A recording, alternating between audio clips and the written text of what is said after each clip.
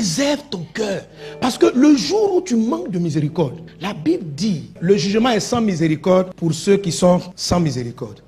Il n'y a donc maintenant aucune condamnation pour ceux qui sont en Jésus. Il n'y a plus aucune condamnation. La mort de Christ à la croix, c'était notre condamnation. Ce que tes parents ont cumulé, tous les procès, comme David subissait un procès qui relevait du temps de Saül. Tu vois, si par exemple, ton papa ou ton ami a été jugé, même dans le monde, il y a ce genre de condamnation, des problèmes que les enfants héritent de leur père. Le terrain de ton papa est sous hypothèque. Il doit à la banque et il décède, il part. Toi, tu hérites les terrains. Qui peut payer la dette? C'est toi, tu vas payer. Tu n'hésites pas seulement de ton papa les bonnes choses. Tu hérites aussi les jugements qui sont contre sa vie. Tu hérites aussi de son passif. Et tu dois rembourser. Tu ne peux pas aller t'asseoir devant le banquier. Tu dis, banquier, juge, écoutez-moi, mon papa, c'est mon papa. Le jour où il est parti prendre la dette là, il m'a pas appelé. On ne s'est pas assis ensemble pour traiter. Je n'ai rien à voir avec ça. On lui a dit, bon, si c'est comme ça là, redonne-nous toutes les maisons de la famille. Il faut nous donner. Il dit, mais pourquoi je vais vous donner? C'est mon héritage. On dit oui, mais dans l'héritage là, il y a le passif aussi. Vous voyez? Donc en fait, tu peux être en train de payer une dette, en train de résoudre une condamnation que tu n'as pas activée. Maintenant, quand Jésus-Christ arrive, il dit, il n'y a plus aucune, diablement aucune.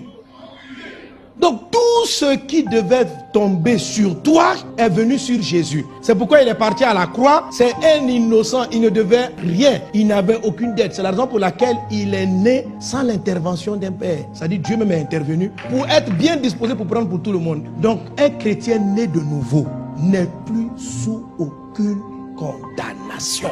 Il faut le croire. Il faut l'accepter. Ce sont des faits.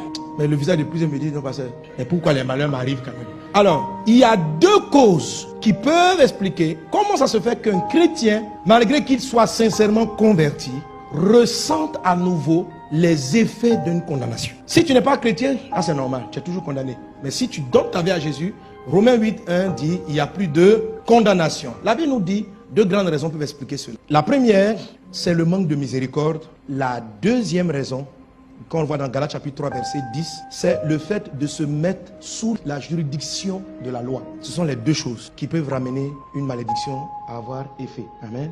Il dit, car tous ceux qui s'attachent aux œuvres de la loi sont sous la malédiction. Ok?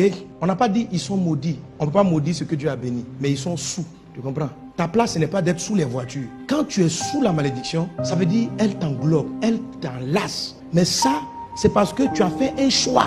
Au lieu d'aller dans la juridiction de la grâce, tu es parti sous la juridiction de la loi. Et il y a de faux prophètes et des messages que vous ne comprenez pas, que le diable vous fait entendre, qui vous ramènent à aller vous mettre sous ce joug-là. Et je vous assure, c'est la raison pour laquelle beaucoup de chrétiens ne vivent pas la surabondance. La vie abondante n'est pas manifestée. Et c'est ça le message de Papa Karambiri, de croire dans ce que Jésus-Christ a fait. Amen. La Bible dit, approchez-vous avec assurance du trône de la grâce afin d'obtenir grâce et miséricorde. Donnez-moi amen. Et la première dont on a déjà enseigné, qui amène une condamnation à être réactivée, c'est le manque de pardon. Le manque de pardon. Comme Satan veut que la condamnation qui existe sur tes parents, sur ta famille, soit active dans ta vie. Toi, tu es libéré de la condamnation. Il y a une condamnation qui pèse sur votre famille. Que chaque fois que tu vas aimer quelqu'un, il va te trahir. Il y a des familles qui ont cette condamnation. Alors, la femme, elle aime Jésus. Elle tombe amoureuse d'un frère. Il prie. Dieu est là-dedans. Et ils s'en vont. Bon. Maintenant, Satan ne peut plus faire en sorte que son mari la trahisse. Parce qu'elle n'est plus sous la condamnation. Il va chercher quelque chose. Comment il va faire? Et il va amener Gasparien, ou même ton mari même, à faire quelque chose qui va te faire mal d'abord. Ça peut être un petit palabre à cause d'une fourchette qui a mal été placée dans la cuisine.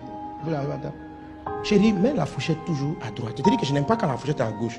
Et la femme elle met à droite. Et puis ce jour-là, toi aussi tu es de mauvaise humeur. Le matin, le diable t'a énervé pour des choses.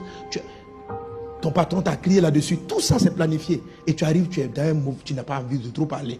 Et lui aussi, il arrive, il n'est pas content. Qu'est-ce que j'ai dit pour la fourchette? À droite et non à gauche. Toi aussi, ça suffit. Hein.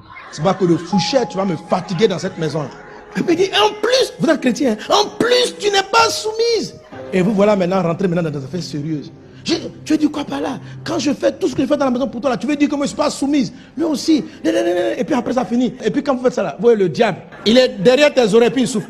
Et puis il parle, tu entends? Tu as vu comment il te parle? Tu as vu comment il te parle? Je t'ai dit. Et puis lui aussi, c'est une fourchette à gauche ou à droite. Mais où sont en train de partir là? Voilà. Tu veux dire quoi par là? Et puis, quand à côté de la fourchette, le diable vient, il souffle la fin. Il veut dire que tes parents t'ont pas bien éduqué. Quitte pas. Que le monsieur n'est pas rentré dans les parents. Mais en même temps, ta pensée va là-bas. Hein? Il dit, mais si on t'a pas appris ça, quand il a dit on t'a pas appris ça. Donc, en même temps, le diable vient dire, il est en train d'attaquer tes parents auraient dû t'apprendre. Et quelqu'un dit ça. Tu parles de ma maman. Le même diable te dit, il parle de ta maman. Tu parles de ma maman. Tu parles de ma maman. Et puis vous arrivez maintenant, mes parents, tes parents, je n'ai pas dit ça. Et vous criez. Et puis, d'ailleurs même ça suffit. Et puis quelqu'un sort là-bas. D'ailleurs même je vois que tu m'as jamais aimé. Il dit, d'ailleurs même, toujours, va-t'en là-bas. Et ce qui s'est passé, la phrase là, je me demande si j'étais déjà aimé. Mais ce n'est pas sincère, c'est la colère. Elle dit, le diable est venu parler dans vos oreilles. Quand vous êtes monté à un degré où vous êtes lancé des phrases sans réfléchir. Et le diable les a mis dans votre bouche. Et maintenant, quand tu finis, le diable prend la parole pendant que tu es couché. Et puis il te rappelle, ton mari, il est mauvais. Il est mauvais. Et la phrase là, tu es offensé. Tu ne pardonnes pas. Et tous les jours, quand tu veux laisser, il dit une phrase pareille. Ne peut pas s'oublier. Ça là, c'est que ta femme t'a dit là. Non. Toi-même, tu veux oublier. Oublier ça? Non. Et puis toi-même, la femme aussi a dit à son mari, tu m'as fait beaucoup de choses dans la vie, hein, mais ça là.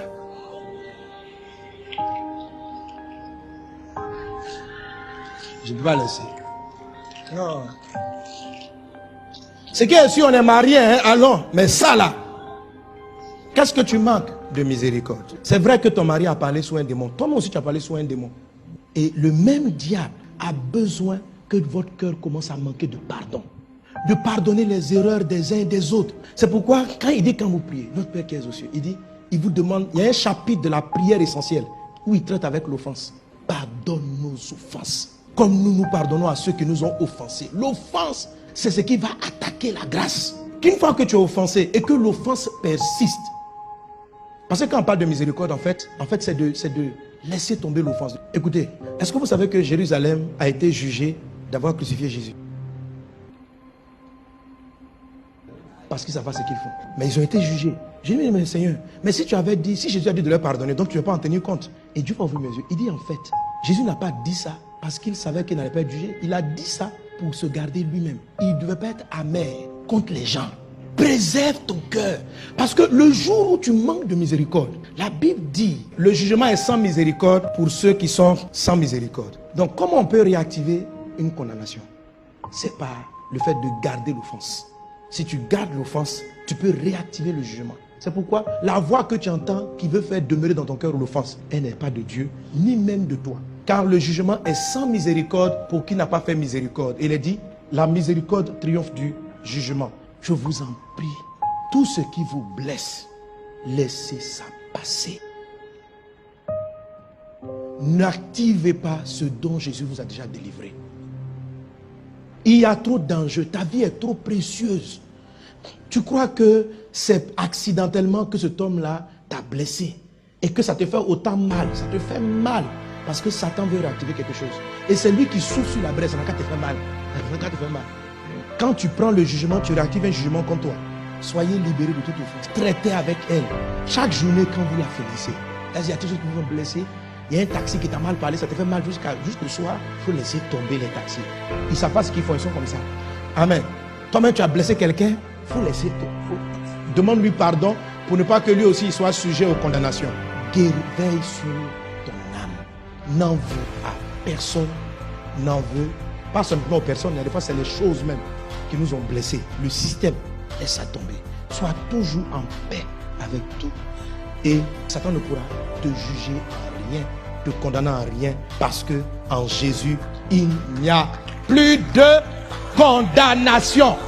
C'est comme ça que tu vas arrêter et les malheurs ne te frapperont pas. Donc tout dépend de toi. C'est toi qui choisis si tu laisses le malheur continuer ou si tu laisses l'œuvre de Jésus. Si tu laisses l'œuvre de Jésus continuer ou si tu réactives quelque chose qui était censé avoir disparu de ta vie. Amen.